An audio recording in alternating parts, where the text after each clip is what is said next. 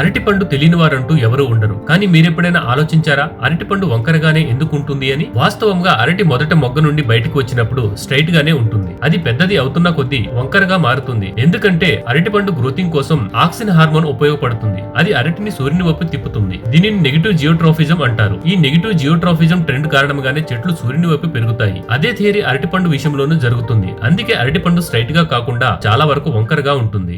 ఆలు బజ్జీ, మిర్చి బజ్జీ, ఆనియన్ పకోడీ, పన్నీర్ పకోడీలు తిని బోర్ కొడితే ఈ రోజ్ బజ్జీలు ట్రై చేయండి. అవును, ఈ మధ్య కాలంలో రోజ్ బజ్జీలు, రోజ్ పకోడీలు చాలా ట్రెండింగ్ లో ఉన్నాయి. వీటి కోసం నార్మల్ గా బజ్జీలకు, పకోడీలకు వాడే పిండిని యూజ్ చేస్తారు. కాకపోతే ఆలు, మిర్చి, ఆనియన్ కు బదులు గులాబీలతో ఈ పకోడీలు, బజ్జీలు వేస్తారు. ఇప్పటి వరకు గులాబీలను అమ్మాయిలకు ఇవ్వడం చూసి ఉంటారు మీరు. కానీ ఇప్పుడు వాటి బజ్జీలు, పకోడీలు కూడా తయారు చేస్తున్నారు. అమ్మాయి యాక్సెప్ట్ చేస్తే హ్యాపీ, లేకపోతే మడిచి ఎక్కడో పడేయాల్సిన అవసరం లేదు, ఎంచక్కా తినేయొచ్చు. ఈ గుండ్రని పొదలు అమెరికా మరికొన్ని దేశాలను ముప్పు తిప్పలు పెడుతున్నాయి. వాస్తవంగా ఇవి ఒక రకమైన ప్లాంట్స్ యొక్క స్పీసీస్. వీటిని తంబుల్ వీడ్ లేదా డస్ట్ డెవిల్ అంటారు. ఇవి గాలితో పాటు ప్రయాణిస్తాయి. ఇవి వచ్చినప్పుడు ఇళ్లను, వెహికల్స్ ను కంప్లీట్ గా మూసివేస్తాయి. ఈ తంబుల్స్ రోడ్స్ పై యాక్సిడెంట్ చేస్తాయి, ఫైర్ గోల్స్ గా మారి పంట పొలాలను తగలబెట్టేస్తాయి. అయితే వీటిని పూర్తిగా నిర్మూలించడం చాలా వరకు అసాధ్యం. ఎందుకంటే ఇవి ఎడారి ప్రాంతాల్లో కూడా 100 సంవత్సరాల కంటే ఎక్కువ కాలం జీవించగలవు. ఇవి ఎడారిలో గుండ్రముగా దొల్లుకుంటూ నీటి కోసం వెతుకుతాయి. ఒక్కసారి నీరు దొరకగానే తన ఆకులను వ్యాపింపజేస్తాయి. తరువాత దానిపై వర్షం పడినప్పుడు వర్షపు బిందువులు దాని గింజలను చాలా దూరం వరకు నెట్టేస్తాయి. దాని గింజలు భూమిపై పడగానే అవి మొలకెత్తి చాలా స్పీడ్ గా ఎదుగుతాయి. మరలా అది ఎండిపోగానే గుండ్రముగా దొల్లుకుంటూ తన గింజలను వ్యాపింపజేసేందుకు బయలుదేరుతుంది. ఈ సైకిల్ ఇలా జరుగుతూనే ఉంటుంది.